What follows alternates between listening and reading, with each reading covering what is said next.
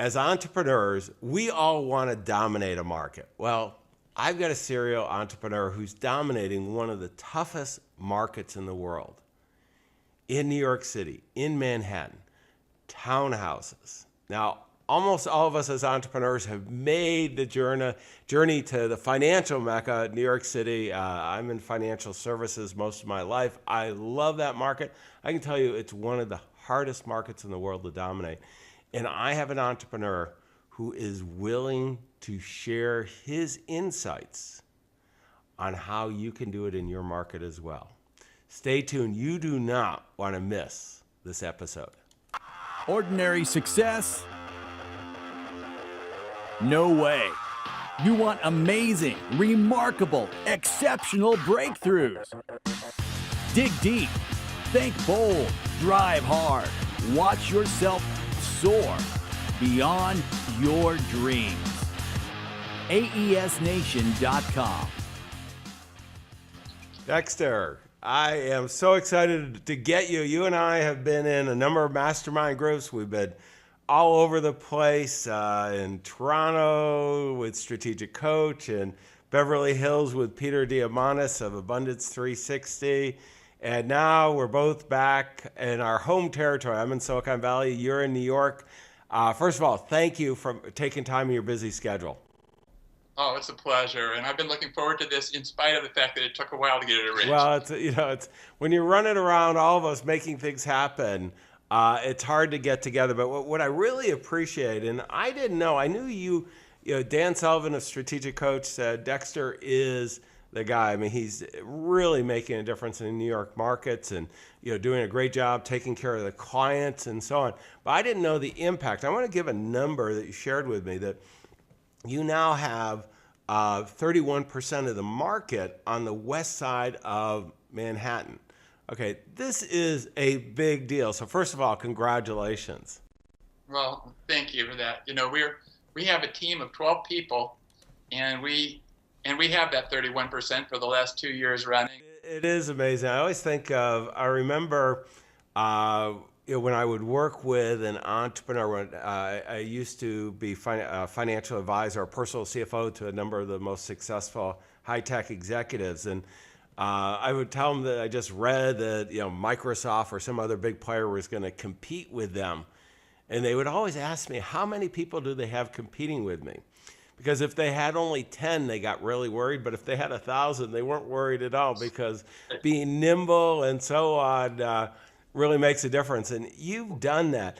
I want to learn the lessons of how you've been able to do that, Dexter. But what I'd like to do first is take a back step and really, you know, how did you get where you are today? And maybe also, you know, we'll dive into a little bit of the New York market, because it's such a different market than many of us experience. I mean, I look at it even in, I've looked at a couple of times when I was doing more work in New York of buying a place there. And even by Silicon Valley standards, it's fairly expensive. So help me get an understanding of, first of all, how you came to be such a player in the real estate market in New York. Well, first of all, I'm one of those people who can't work for anybody else. So I recognized that early on, and I needed to figure out something I could do that I really loved. And so I found these buildings that there's so much variety in them, which we can talk about in a moment. It makes my heart go pitter-pat, and I get excited about them. And today, for example, I was outside a building that we're selling for $12.9 million. We just put it up on the website, 154 West 73rd Street. And then a few minutes later, I'm talking to an owner from Harlem who has a beautiful building also, but because of that thing called location, that building is $3,200,000 on 122nd Street. Well, so let me I want to do a quick, Dexter, since you brought it up, let me flash the pictures just real quick. I'm pulling up 154th West 73rd Street, and you know, we've got a flash around just a couple pictures here for those of you who are on the video. If you're on the audio podcast, it's a pretty spectacular home. But then again, it is listed at $12,900,000, so you would expect that. And it's in a very good address in New York, which again, you would expect. but the difference between these homes. I mean, that's one of the things, Dexter, that I'm just so amazed. And before we turned on the camera, you were talking about it. Just the difference one block can make, or one building. I've seen, I've had friends who have places there, and the difference between one building to the next can be many millions of dollars. It's pretty amazing, and we can say it to each other, and we can know it, but it's remarkable the way, if you go from Central Park to Columbus, for example, on the west side, or from Fifth Avenue to Madison, and you know the values on those blocks, and then you go over just one avenue, just on the other side of that avenue, on the other side of Madison, on the other side of Park, for example, and the values are down 20%, maybe more than 20%. And owners also have trouble figuring this out, because they say, I have a beautiful house. Just because it's not in that perfect location, it's still just as pretty and as valuable as the other. And in fact, it's not. And so it's really dramatic the way and that's where we come in, because we have this product, we have very little product. So these townhouses that we're talking about, you were just showing some pictures of, they're 20 feet wide, they're 6,000 square feet in the interior, maybe 4,000 square feet. Those houses have so much, they are so different from one another in their configurations, that it really makes for a whole variety of ownership as well. So these are not just all single family. In fact, only a small percentage of them are. They could have a owner's duplex, which has as much as 2,000 square feet, which is plenty for a family. Mm-hmm. And then there could be rental income from the tenants upstairs that could be producing, $15,000, $20,000 or more a month of rental income, and that pays for the mortgage. So there's a big variety.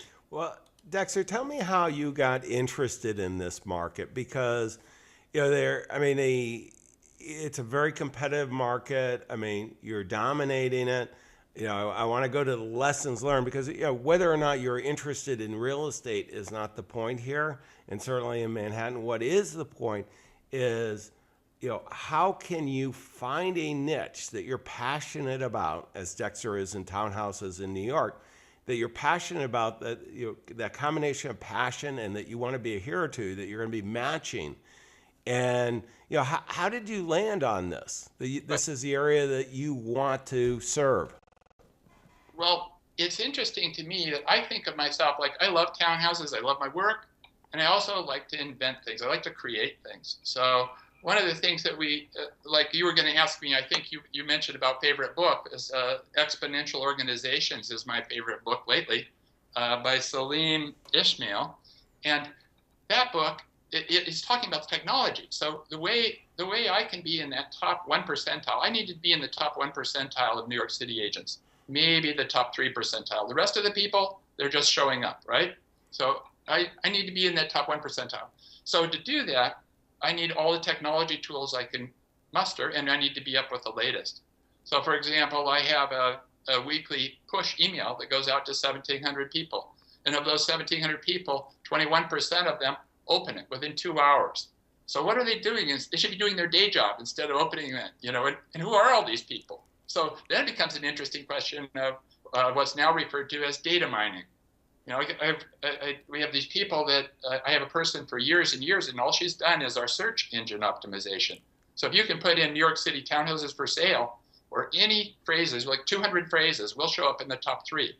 So that's technology, putting technology to use.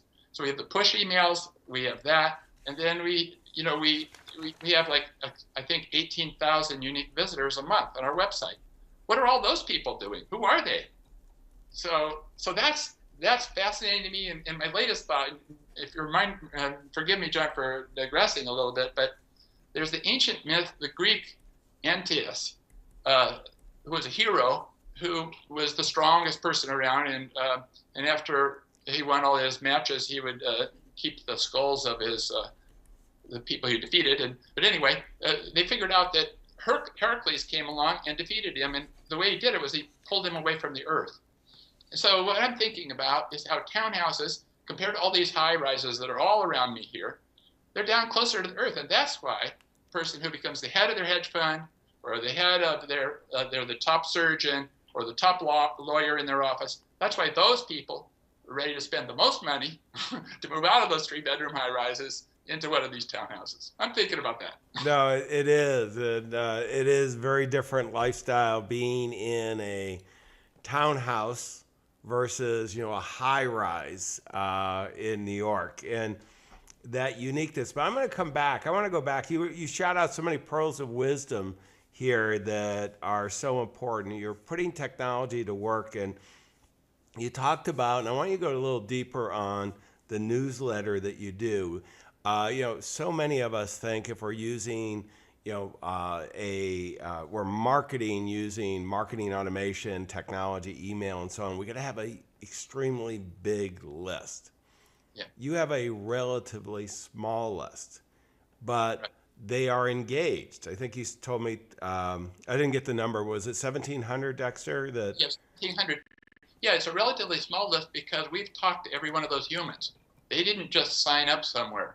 So every one of those people is in our database, and that's why it requires patience on my team's part, because we have to keep track of all those people.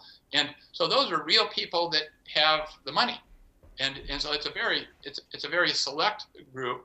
The other thing that we do, though, which is what you were talking about a little bit, is we do these seminars about 3 times a year. So if you look on my website, you'll find maybe 24 videos. And one of those on gardening, I think, has had now 70,000 viewings. So 70,000 viewings of our garden video. And we found that rather than just treating 100 people to a seminar, we could video it, and we can reach thousands and thousands and thousands. And those people, some fraction of them might want to buy a townhouse. Most of them won't, but we're having a lot of fun in the process, and we're educating the public about these buildings. Well, and you're really differentiating yourself. I mean, I looked, Dexter, you and I have known each other for a couple years, but as much as I knew, I'm not in the market for a townhouse, so I hadn't looked at your website. I did look at your website in preparation for this, and I quite honestly, I was blown away with the content that you have. And it's very specific content. This is, as entrepreneurs, if you go, and let me just pull up, I was pulling up while we're talking, the video that, Dexter was just talking about, and just, you can scroll through this, and there's just video after video that you can go to that is, I would call it understated elegance, the way you frame these things, and that, there's no question at the very top, we're not leaving anything to risk.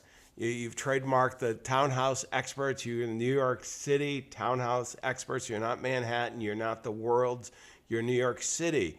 And if I'm, a buyer, boy, I'm going to find this. It sounds like you've done some really good job on search engine optimization.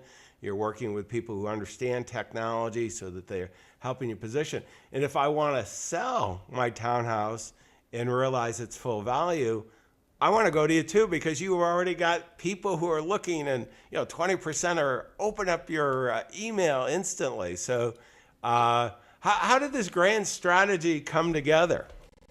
Well, part of the credit, of course, always goes to the genius in the family, and that's my partner, Jane.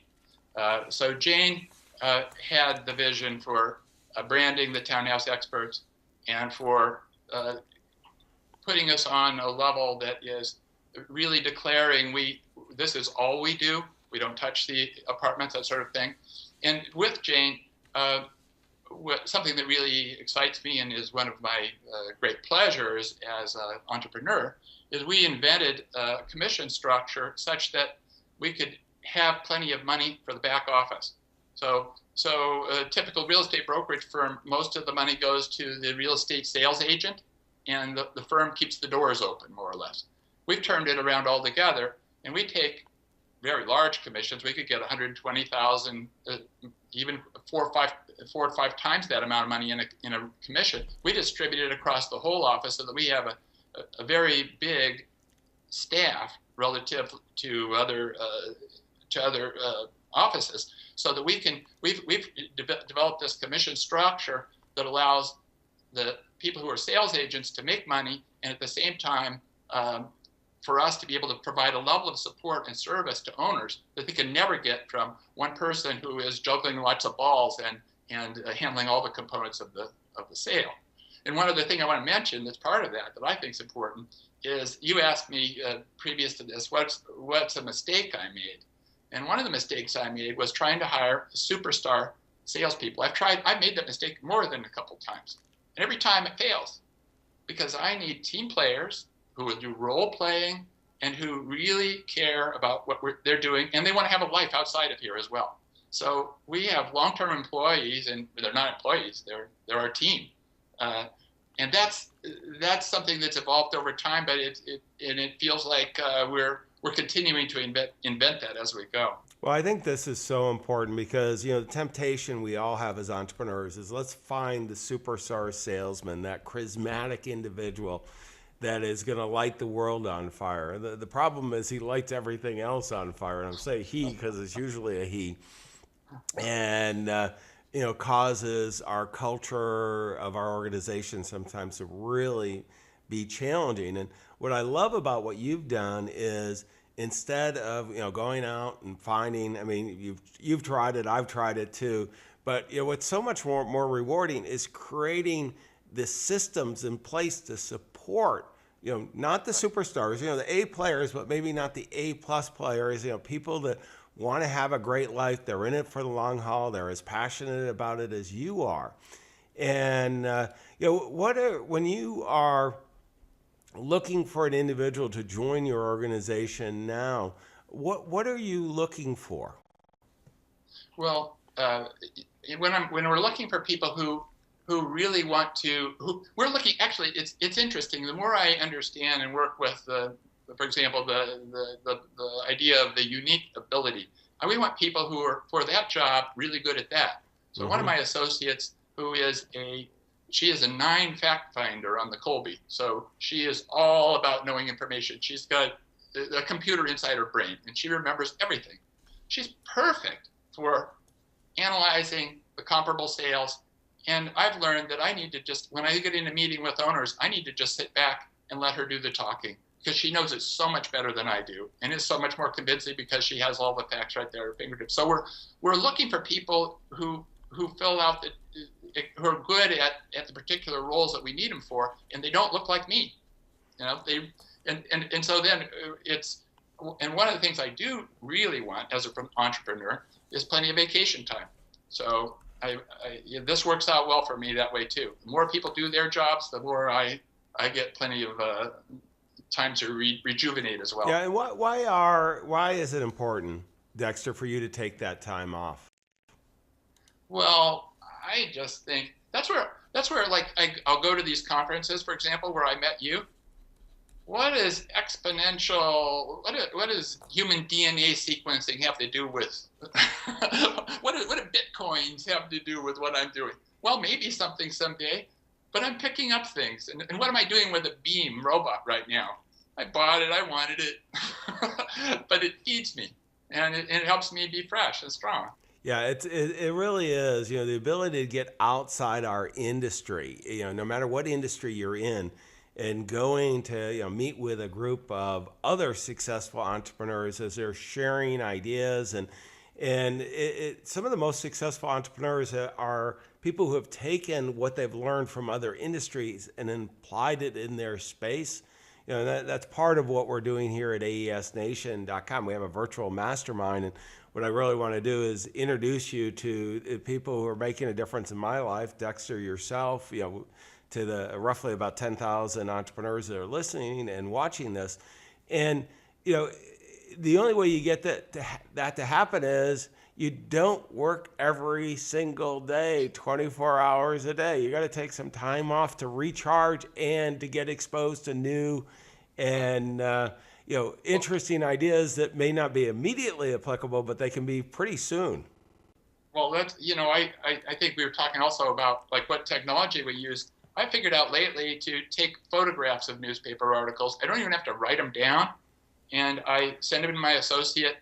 She gets it onto my Evernote, which is my favorite little app, and and I'm moving along. And also I have two people who read my emails, and I look at them down to 4 times a day that I look at my emails, and I'm hoping to go down to less than that. So the technology can eat you alive as well. And if I don't have that downtime, that clear time, I can't think, I can't create. And also I can't be fresh for my owners. I don't give out my cell phone. That one surprises me in New York because everybody's charging so hard. I can't imagine them not asking you for your cell phone number. So they demand it. They demand it, and it's a big showdown. And at some point, they either won't hire me or they will realize that I am not going to give them my cell phone number. They can track me down. Others can track me down, but I'm not just available. That's not the way I work best. No, so what are the responses when you do that? Because that is interesting. Well, recently, one owner said that I had promised him that if I gave him the list, that if I got the listing, that I would give him the cell phone. I can't remember promising that, and so I didn't. I did not do it. But a lot of people don't feel like if I don't give them my cell phone, they're not going to have that intimate relationship with me. Well, maybe they're not, but they are going to. When I do talk to them, they're going to have my undivided attention, and so I'm not just distracted and zipping from one thing to the next. When they do talk to me, they're going to get my undivided attention. It's usually going to be by an appointment, and they respect that. No, and I do. I mean, I think I was on yesterday with a CEO of one of the largest financial service firms, and it was just really interesting because it's how respectful busy people are of time, and they don't need to have your cell phone. He does not have my cell phone number. I don't give mine out either. And it is, we're not doing rocket scientists. The world isn't going to come. I mean, if you are and you need to be on time, then, that's a whole different thing. But, it's these little differences that are just, so powerful. Dexter, let me go. I'm going to do this segment. You mentioned it already, but I want to go into a little bit more detail.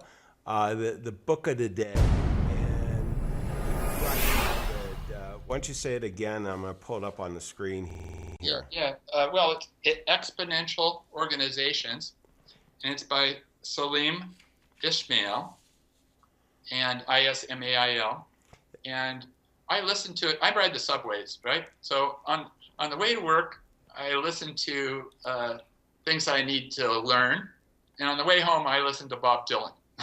So I got 30, 40 minutes each way, and I also listen to Slater Kearney also. So just to keep for the record, but I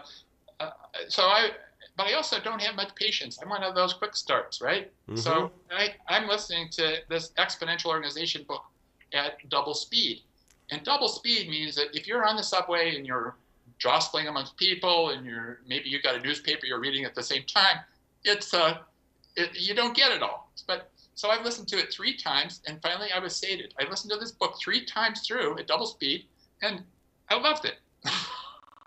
It's a great book. As a matter of fact, I mentioned to you earlier that I was with Salim on, I think it was Wednesday, actually, of last week, and he presented again, and I think I've heard his presentation 3 times. I've only read the book once, but he has on his, if you buy the book, I think I know I've taken his a little exam on your own company. I encourage everybody to do it because one of the things we want to do, we know that the marketplace is changing. I'll tell you, I love what you're doing. My mother was a successful real estate agent and out here in Silicon Valley, and I look at what you do, and she's no longer with us, but I would love her to be doing what you're doing. And even though she was very successful, she was, on call, the cell phone, didn't have as much of a life. She finally gave it up and went and sailing for 7 years on a beautiful boat. So it did work out, but it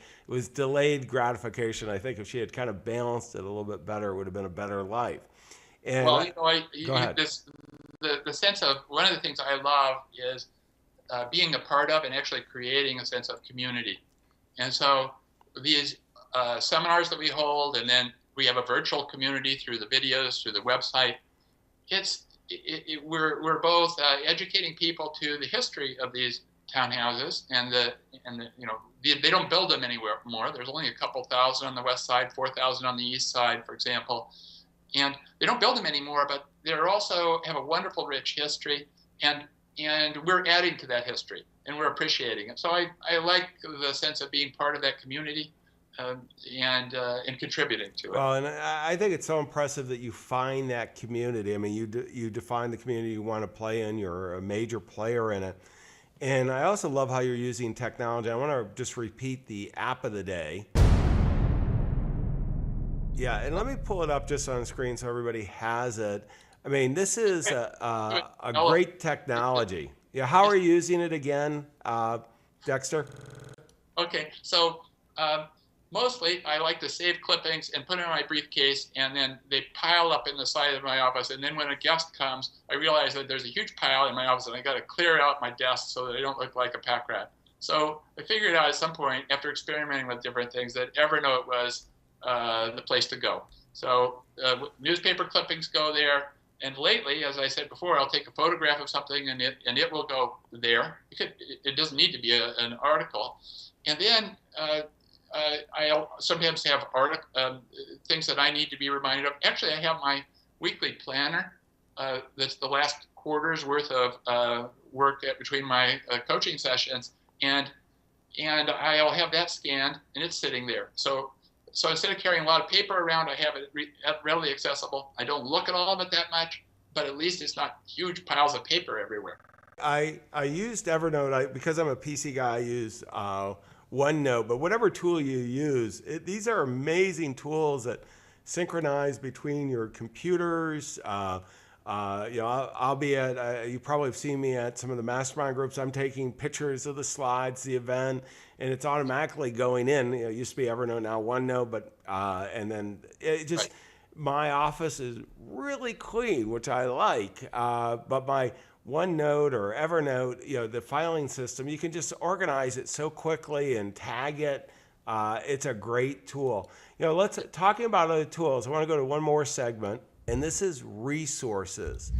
And Dexter, tell me about your website. Let me pull it up on the screen. You are at the townhouseexperts.com. And there is so much resources. What would some of the entrepreneurs, if they want to look at this, one, if they're buying or selling a townhouse, they should certainly come to you. But what else are they going to find here? Well, one of the things that people find interesting is the way townhouses have held their value over the years and really over the decades. And we've been tracking it. And it's, as an investment, these townhouses in New York City hold their own, in my opinion, better than the apartments in terms of value, whether the market's going up or down. And they also, so as an investment is a big word. It could mean people think of their home as an investment, but also there are investors who want to have a good place to put their money where they know it's going to be secure and it's going to grow in a solid, clear fashion. So we have big prices here, but those prices arrived at 5%, 10%, 15, 20% each year, depending on the year. And it's all a logical progression. So it makes perfect sense if you see that spectrum. The website, though, has a lot of practical things for the real owners here of how to get your real estate taxes from the city reduced, for example. Or what sort of wallpaper you should consider if you really want to try to historically accurately restore your townhouse. Lots of things like that. Well, that is so valuable, obviously. Let me take, I want to do the last segment and pull this all together. I actually have 2 pages of notes, and I didn't expect that, Dexter. Some great stuff. Let me just, as our fellow entrepreneurs, what should we be doing here? I think number one is, what I love is client experience. And this is something so many of us take for granted, but Dexter doesn't. It starts when they're going to find him. They're going to make it very easy. He's very knowledgeable as team is on search engine optimization, keywords. If you're searching for anything to do with a townhouse in New York City, you're going to go ahead and find him. But the experience on the website, all the information, it's not just trying to sell, the flash and all that. It's really providing information so people can make informed decisions. This is what all our consumers are looking for. He's also doing it in a way to scale it up. So he's putting technology to work, and all of us identifying a niche. We can't, it's so tempting that there's almost no cost of sending out emails. You can send out millions and millions of emails. Somebody has to open them up, but not only do they have to open them up, they have to take action. Having a small engaged audience is so powerful. Having a rich content, to have 18,000 unique visitors a month to this niche play is huge. Be able to data mine it, to be able to create videos with over 70,000 views in this narrow space. Think about what you can do there. Also love having the right team members. This is something from Strategic Coach, a term unique ability. Executing on that. Make sure that you have the right team members, the right people on the bus and pointing them in the right direction. Make sure that quality of life is important, not only for your clients, your teammates, but for yourself. Take the time, make sure that you have the ability to leave. I mean, the systems in place to accomplish all this so that you can leave and the business is even better. I really want to thank you for sharing. Dexter, this has been extremely valuable. As always, for all our fellow entrepreneurs at aesnation.com, we have the transcripts, the show notes, all the links to everything that Dexter and I talked about. The key is to go out and execute, though. Your clients, your future clients, they're all counting on you. Don't let them down. We wish you the best of success. Exceptional, remarkable breakthroughs. aesnation.com